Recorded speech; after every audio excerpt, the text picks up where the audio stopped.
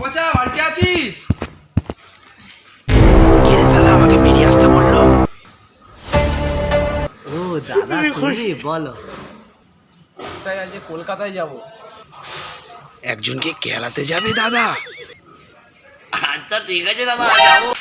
A few moments later. একটা কলকাতা যাব বললাম, যাবি না? ও একজনকে কেলাতে যেতে হবে তো। হ্যাঁ হ্যাঁ দাদা যাবো যাবো। ये मुंह से सुपारी निकाल के बात कर দাদা रहा আমি রেডি। এই পচা টিসোটা নিয়ে তুই কি করবি?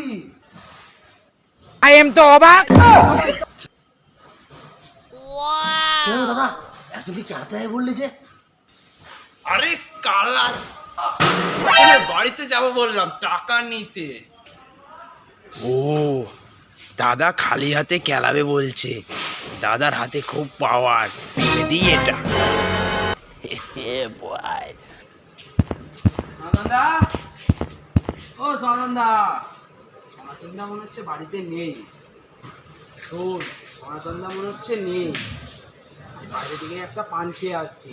সনাতনদা আসলে ভালো করে কথা বলবি, ঠিক আছে? হ্যাঁ, শয়তানটাকে বেরালেই কেলাতে বলেছে।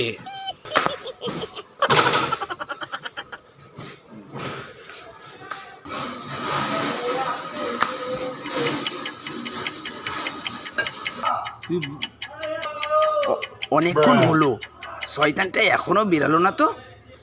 যাই উঠি, দরজাটাই ভেঙে দিই এবার।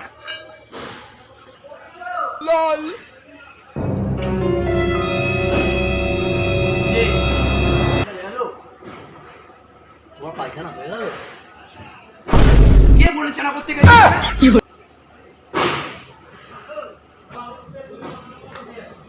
আর তুই লাঠি সোটা নিয়ে হাতে কি করছিস?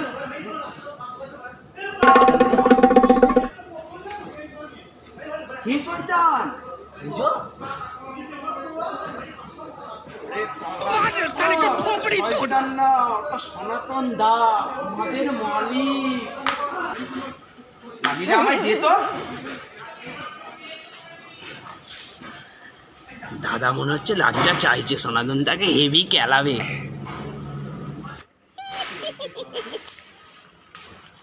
अभी मजा आएगा ना भिड़ो।